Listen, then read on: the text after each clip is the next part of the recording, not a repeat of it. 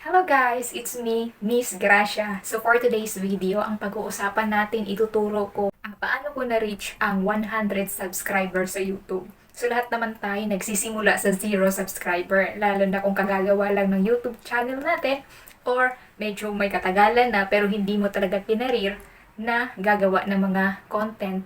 So, before tayo mag-start, gusto ko lamang pong magpasalamat sa lahat ng nagsasubscribe sa aking munting channel.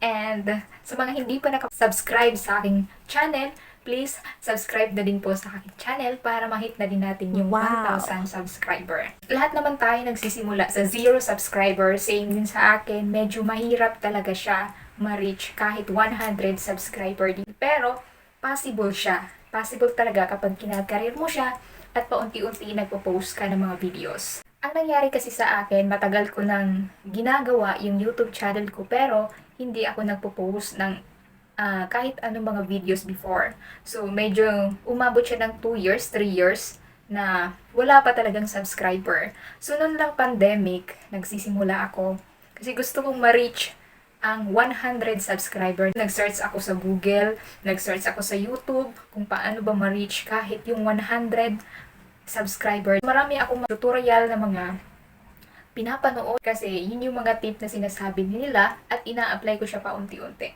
Unang-una kong ginawa is nakipag-sub to sub ako sa mga hindi ko kilala kasi marami sa Facebook na mga group na YouTube, sub to sub. So makikita mo kapag i-search mo sa Facebook, YouTube, sub to sub yung nakalagay. Maraming groups doon, may mga taga Pilipinas, meron din mga taga ibang bansa. Pero, trinay ko yun.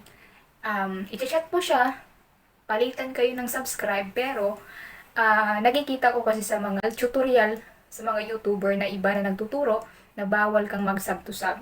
So minsan, ginagawa ko yun before, kaso lang, nakipag-sub to sub sila sa akin. So may time na dagdagan pa unti-unti yung subscriber ko, kaso lang, nagtataka ako kasi nababawasan. Yung iba pala, nag-unsubscribe sila sa YouTube channel mo. So yun yung ginagawa nila, yung para madugas ba.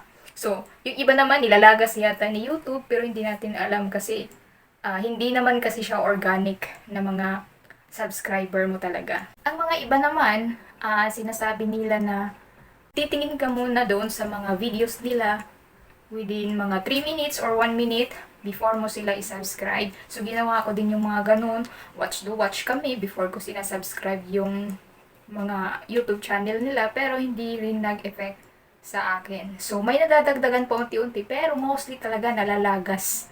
Parang pinilit mo lang sila na mag-subscribe or manood doon sa YouTube channel mo. Since alam naman natin na hindi talaga siya organic. So, meron akong isang video na nakita.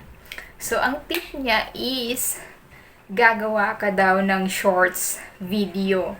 So, mostly ang shorts video is 1 minute lang. 1 minute lang siya. So, ano na yun, para siyang reels sa Facebook. So, di ba, nauso yung reels hanggang ngayon. Sa usong-uso yung reels kasi malaki yung kitaan.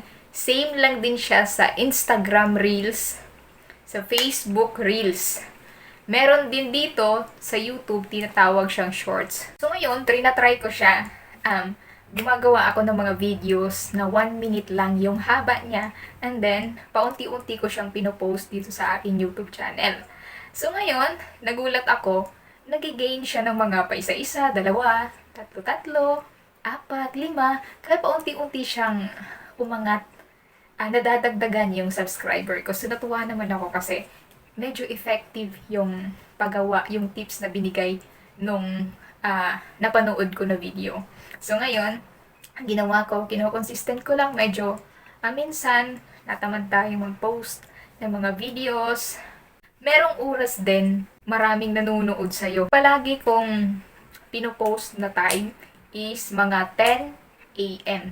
Mostly, nakikita ko siya na hindi naman siya karamihan, pero umaabot siya ng 1K, 2K, 3K, or lagpas pa yung views ng shorts video ko na ina-upload sa mga ganung oras. So, napapansin ko kasi kaya, yun talaga yung oras na magpo-post ako doon sa YouTube ko.